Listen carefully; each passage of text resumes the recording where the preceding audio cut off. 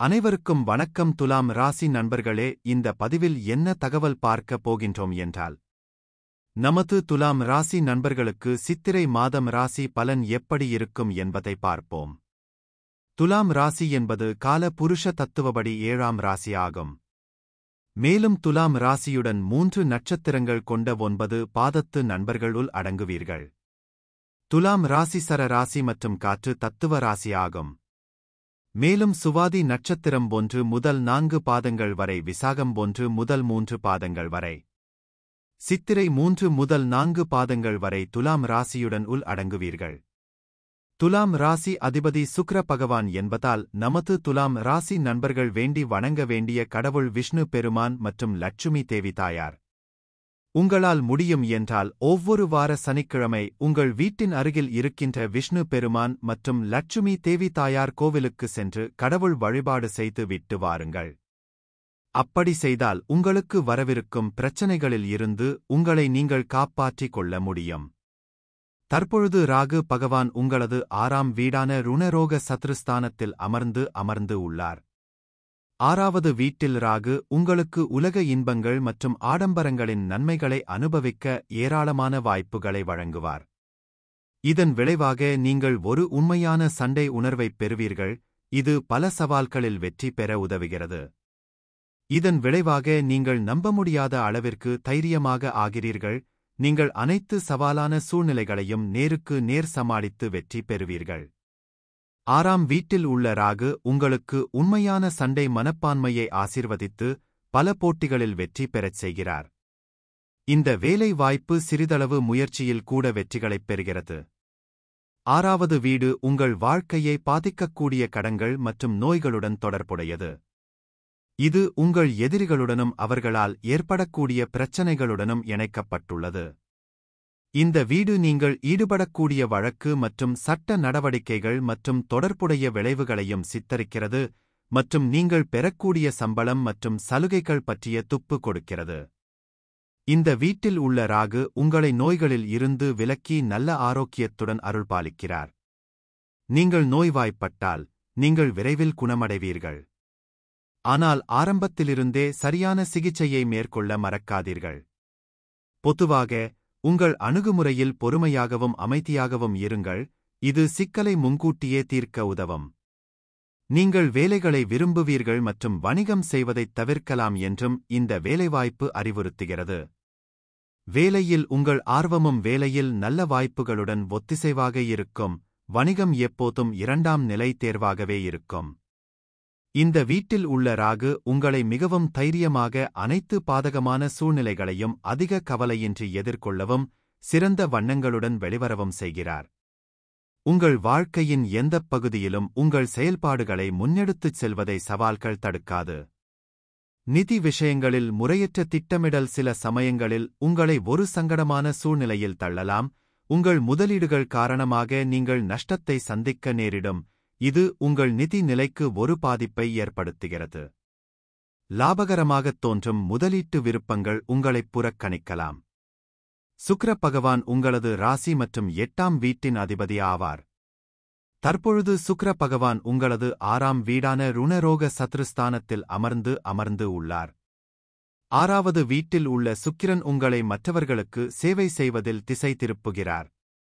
எந்தவொரு சுமை மற்றும் அர்ப்பணிப்பு இல்லாமல் சுதந்திரமாக பாயும் பாலியல் பிணைப்புக்கான ஏக்கத்தையும் உருவாக்க முடியும்.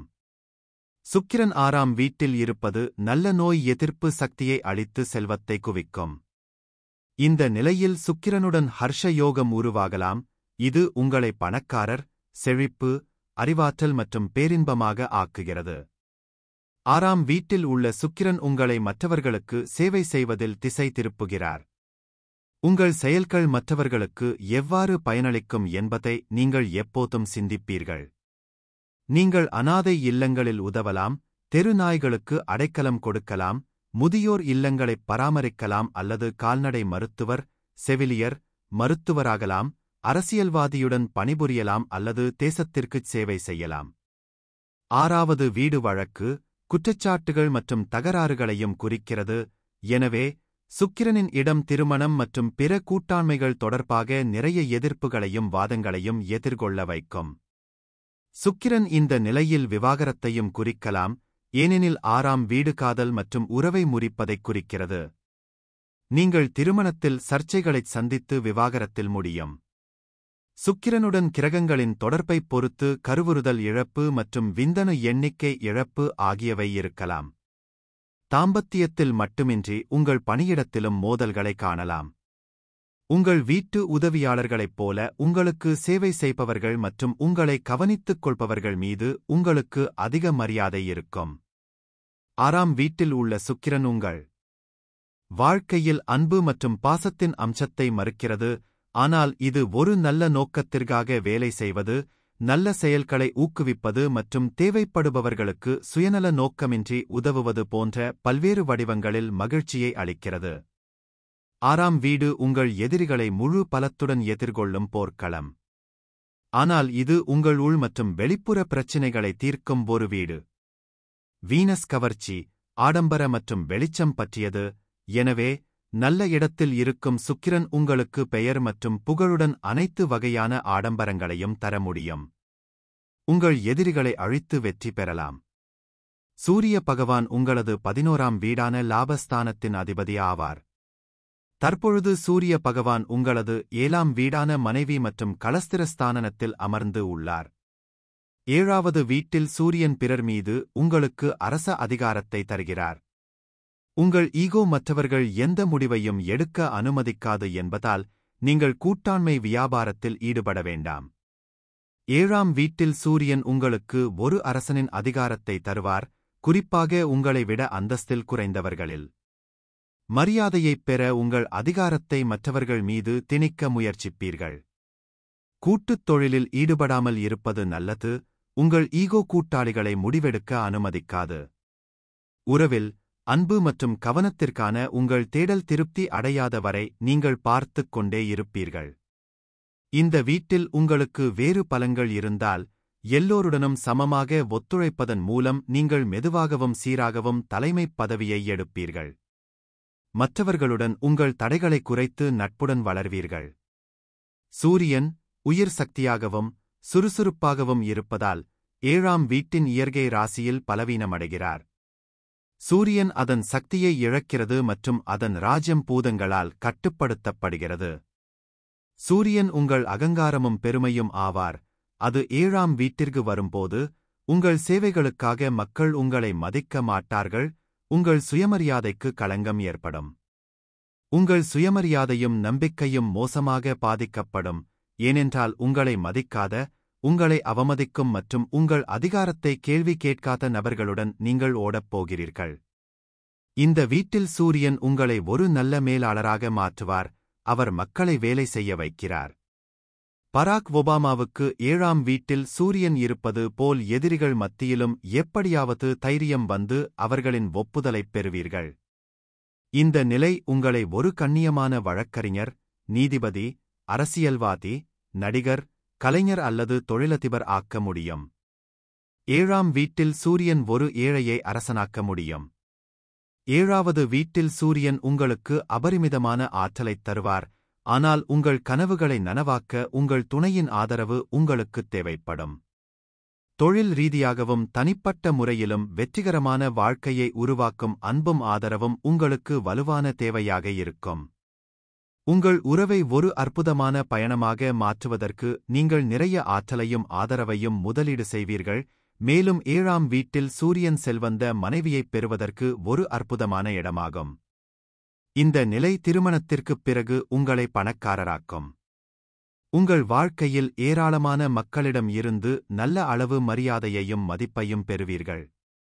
உண்மையில் வேலையிலும் உங்கள் தனிப்பட்ட வாழ்க்கையிலும் வெற்றிக்கு வழிவகுக்கும் உங்கள் தலைமைத்துவத் தரத்தை நீங்கள் அனுபவிப்பீர்கள். மற்றவர்களுக்கு திருத்தம் செய்ய வாய்ப்பளிப்பதன் மூலம் உங்கள் வணிகத்தை வெற்றிகரமாக வழிநடத்துவீர்கள். பொறுமை உங்களை வெற்றியை நோக்கி நீண்ட தூரம் அழைத்துச் செல்லும், மேலும் உங்கள் சொந்த அணியை எப்படி உங்கள் இலக்குகளை அடையச் செய்வது என்பது உங்களுக்குத் தெரியும். நீங்கள் நம்பிக்கையுடன் சிறந்த நிர்வாகத் தரத்துடன் இருக்கிறீர்கள். அதே நிலையில் உள்ள வாழ்க்கைத் துணை கிடைத்தால் உங்கள் திருமண வாழ்க்கை சிறக்கும். சூரியனின் ஆற்றல் உங்களை நோய்களில் இருந்து விலக்கி வைக்க அதிக உந்துதல் மற்றும் உள் வலிமையை உங்களுக்கு வழங்கும். சூரியனின் இந்த நிலை அரசாங்க வேலைகளிலும் வழிகளைத் திறக்கிறது. புதன் பகவான் உங்களது 9 மற்றும் 12ஆம் வீட்டின் அதிபதி ஆவார். தற்பொழுது புதன் பகவான் உங்களது 6ஆம் வீடான நோய் மற்றும் எதிரி ஸ்தானத்தில் அமர்ந்து உள்ளார். புதன் 6வது வீட்டில் வைக்கப்பட்டுள்ளது. இது பொதுவாக தினசரி நடைமுறைகள், பணி நெறிமுறைகள் மற்றும் சவால்கள் மற்றும் மோதல்களை நிர்வகிக்கும் இயல்பான திறனைக் குறிக்கிறது, பெரும்பாலும் நுண்ணறிவு மற்றும் தகவல் தொடர்பு திறன்களுடன். இருப்பினும், குறிப்பிட்ட விளக்கம் 6வது வீட்டை ஆக்கிரமித்துள்ள இராசி அடையாளம் மற்றும் பிற கிரகங்களிலிருந்து பெறும் அம்சங்களைப் பொறுத்தது. 6ஆம் வீட்டில் புதனின் நேர்மறையான அம்சங்கள். பணி அமைப்புகளில் நல்ல தொடர்பாளர். உங்களின் வலுவான தகவல் தொடர்புத் திறன்களின் காரணமாக பணியிட மோதல்களைத் தீர்ப்பதிலும், யோசனைகளைத் தெளிவாகத் தெரிவிப்பதிலும், குழுக்களை நிர்வகிப்பதிலும் நீங்கள் சிறந்து விளங்கலாம். திறமையான பணி நெறிமுறை. நீங்கள் ஒழுங்கமைக்கப்பட்ட, விவரம் சார்ந்த மற்றும் திறமையாக பணிகளை முடிப்பதில் அர்ப்பணிப்புடன் இருப்பீர்கள். ஆரோக்கியத்திற்கான பகுப்பாய்வு அணுகுமுறை. நீங்கள் இயற்கையாகவே உடல்நலப் பிரச்சினைகளை ஆராய்ந்து புரிந்து கொள்ள விரும்பலாம், நல்வாழ்வைப் பேணுவதற்கு முன்முயற்சியுடன் செயல்படலாம். சவால்களுக்கு ஏற்ப. புதனின் விரைவான சிந்தனையுடன், நீங்கள் மாறிவரும் சூழ்நிலைகளுக்கு உடனடியாக மாற்றியமைக்கலாம் மற்றும் வேலை அல்லது அன்றாட வாழ்க்கையில் தடைகளை சமாளிக்க முடியும். 6வது வீட்டில் புதனின் சாத்தியமான சவால்கள். அதிக சிந்தனை மற்றும் கவலை. சில நேரங்களில், புதனின் பகுப்பாய்வு இயல்பு சிறிய விவரங்கள் மீது அதிகப்படியான வதந்திகளுக்கு வழிவகுக்கும், இது தேவையற்ற மன அழுத்தத்தை ஏற்படுத்தும். விமர்சன மனப்பான்மை. பணியிடத்தில் உங்களைப் பற்றியும் மற்றவர்களைப் பற்றியும் நீங்கள் அதிகமாக விமர்சிக்கலாம், இது சாத்தியமான மோதல்களுக்கு வழிவகுக்கும். பணிபுரியும் போக்குகள். வேலையில் அதிக கவனம் செலுத்துவது, ஓய்வு நேர நடவடிக்கைகளுடன் சமநிலைப்படுத்தப்படாவிட்டால், சில சமயங்களில் சோர்வுக்கு வழிவகுக்கும். உறவுகளில் தொடர்பு சிக்கல்கள். வேலையில் நல்ல தகவல் தொடர்பு இருந்தாலும், புதன் 6ஆம் வீட்டில் இருப்பதால் சில சமயங்களில் தனிப்பட்ட உறவுகளில் தவறான புரிதல்கள் ஏற்படலாம். சனி பகவான் உங்களது 4 மற்றும் 5ஆம் வீட்டின் அதிபதி ஆவார். தற்பொழுது சனி பகவான் உங்களது 5ஆம் வீடான பூர்வ புண்ணியஸ்தானத்தில் அமர்ந்து உள்ளார். முதல் திரிகோண வீடான 5ஆம் வீட்டில் சனி உங்களை முதிர்ச்சியுடனும் ஒழுக்கத்துடனும் இருக்கச் செய்கிறது. உங்கள் நேரத்தை விட்டு வெளியேறும்போது நீங்கள் ஒருபோதும் காணப்பட மாட்டீர்கள். ஒரு குழந்தையாக, நீங்கள் உங்கள் படிப்புகளுக்கான அட்டவணையை பராமரிப்பீர்கள், இலக்குகளை நிர்ணயிப்பீர்கள் மற்றும் உங்கள் கால அட்டவணையை பின்பற்றுவீர்கள். நீங்கள் தளர்வான பேச்சில் ஆர்வம் காட்ட மாட்டீர்கள், உண்மையில், நீங்கள் குழு விவாதங்களில் ஆர்வம் காட்டுவீர்கள், அங்கு உங்கள் அறிவுசார் எண்ணங்களை முன்வைக்கலாம். உங்கள் மூத்த உறவினர்களுடன் பழகவும், அவர்களுடன் மனதை தொடும் பேச்சுக்களை நடத்தவும், அவர்களின் தேவைகளை கவனித்துக் கொள்ளவும் விரும்புவீர்கள். இந்த நிலையில் இருக்கும் சனி உங்களை பொறுப்பான நபராக ஆக்குகிறார். நீங்கள் ஒரு நபரைப் புரிந்து கொள்வதற்கும், அதன் பிறகுதான் திருமணம் செய்து கொள்வதற்கும் நேரம் எடுக்கும் என்பதால், உங்களுக்கு தாமதமான திருமணம் இருக்கலாம். இது தாமதமான சந்ததியையும் குறிக்கிறது. 5வது வீட்டில் ஒரு சாதகமான சனி, வாழ்க்கை எப்போதும் வேலை, கடமை, இலக்குகள், பொறுப்புகள் மற்றும் குறிக்கோள்களைப் பற்றியது அல்ல என்பதை நீங்கள் அறிய வைக்கும். சில நேரங்களில் நீங்கள் ஓய்வு எடுக்கலாம் மற்றும் எந்த காரணமும் இல்லாமல் வேடிக்கையாக இருக்க முடியும் என்பதை இது அறிய வைக்கும். வாழ்க்கையின் பிற்பகுதியில், நீங்கள் தொழில் மற்றும் தனிப்பட்ட வாழ்க்கையை சமநிலைப்படுத்துவீர்கள். இந்த நிலையில் உள்ள சனி, தொண்டுக்காக பணம் திரட்டுவது அல்லது சமூகத்தில் வெறுமனே உதவுவது போன்ற ஒரு காரணத்திற்காகவும் உங்களை உதவுவார். உணர்ச்சி வெடிப்பு ஏற்படும் போதெல்லாம் இது உங்களுக்கு ஒரு சுய விழிப்புணர்வைக் கொண்டுவரும், இது நிலைமையை அமைதிப்படுத்தவும் தெளிவுபடுத்தவும் உங்களுக்கு தைரியத்தைத் தரும். உங்கள் அருகாமையில் உள்ளவர்கள் உங்கள் நற்குணத்தையும் அன்பான, கனிவான ஆளுமையையும் பாராட்டுவார்கள். 5ஆம் வீட்டில் உள்ள சனி உங்களை இருண்ட மற்றும் சலிப்பான நபராக மாற்றக்கூடும், மக்கள் உங்களை சமூகமற்றவர்களாக் கருதுவார்கள். விருந்துகள் மற்றும் சமூகக் கூட்டங்களை இழிவாகப் பார்ப்பீர்கள். நீங்கள் அபரிமிதமான உள் எதிர்ப்பு மற்றும் விரைப்புத்தன்மையைக் கொண்டிருப்பீர்கள், இது உங்களை வாழ்க்கையில் வளர அனுமதிக்காது. உங்கள் வளர்ச்சிக்கு நீங்களே தடையாக இருப்பீர்கள். உங்கள் வாழ்க்கையின் எந்தப் பகுதியிலும் இலக்குகளை அடைய கடினமாக உழைக்க மாட்டீர்கள் மற்றும் மனச்சோர்வு மற்றும் பதட்டம் போன்ற உளவியல் சிக்கல்களை எதிர்கொள்ள மாட்டீர்கள். உங்கள் குடும்பத்திடமிருந்து உங்களுக்கு போதுமான உதவி கிடைக்காமல் போகலாம் மற்றும் உங்கள் குடும்பத்தின் அன்பை இழந்ததாக உணரலாம். சனியின் இந்த நிலை குழந்தை இழப்பையும் அறுவை சிகிச்சை மூலம் கர்ப்பத்தை நிறுத்துவதையும் நீங்கள் அனுபவிக்கலாம்.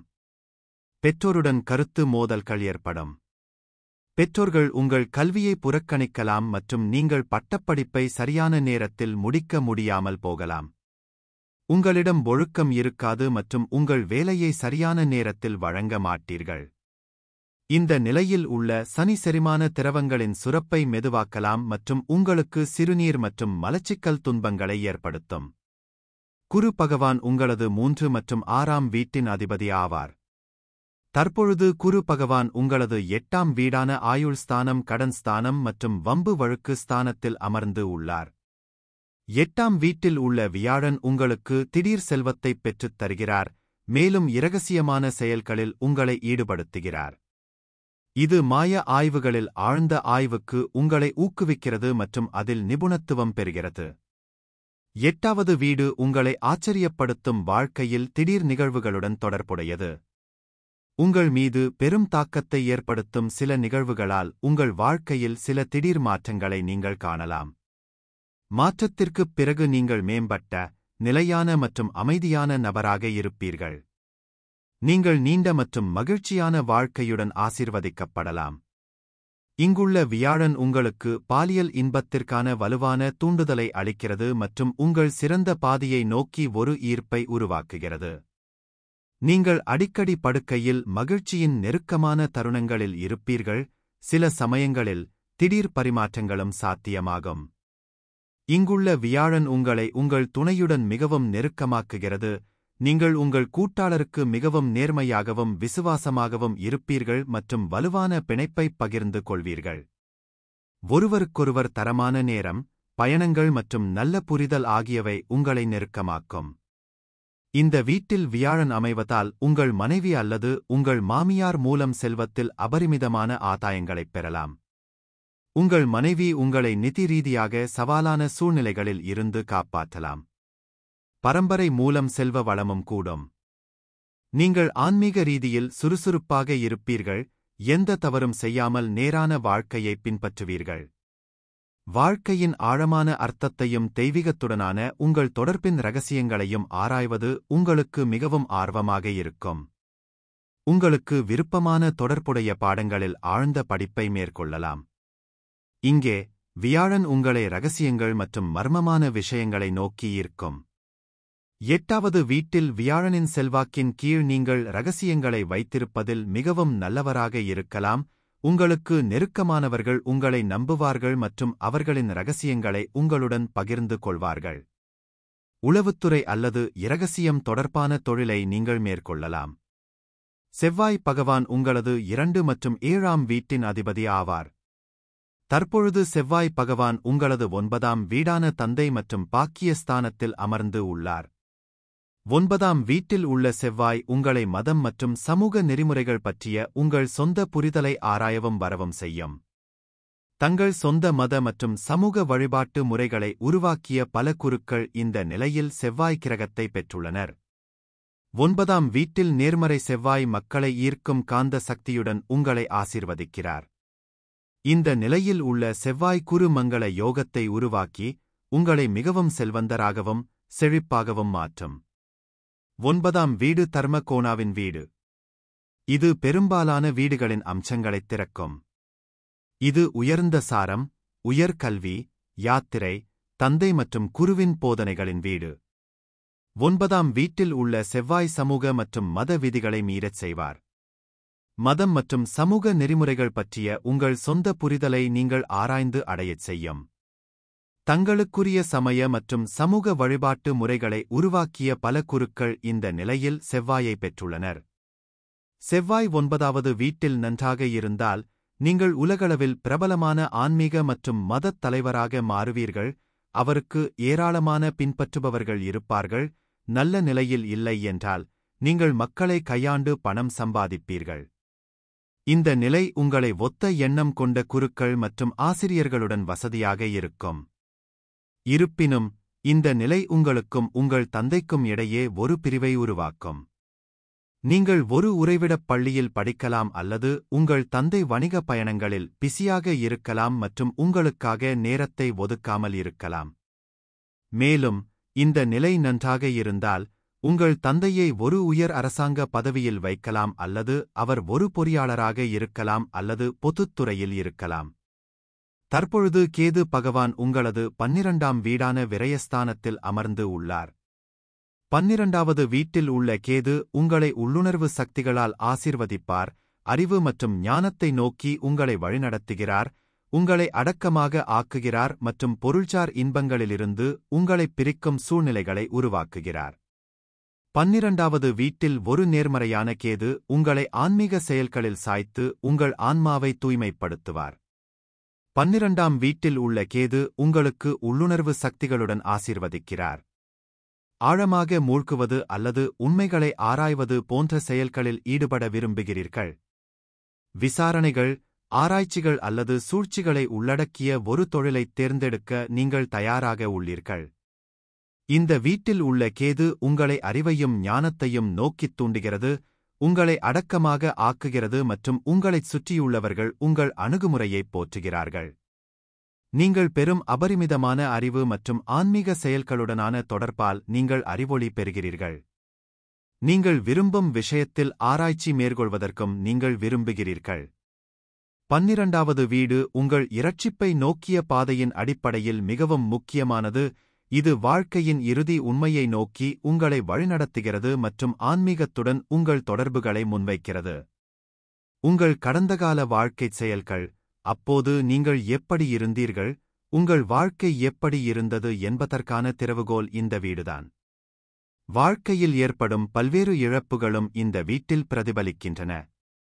மருத்துவமனைகள், மருத்துவமனையில் சேர்த்தல் அல்லது அதற்கான செலவுகள் ஆகியவற்றுடனான உங்கள் தொடர்பை இந்த வீடு உள்ளடக்கியது, மேலும் இது மற்ற செலவுகளையும் பிரதிபலிக்கிறது.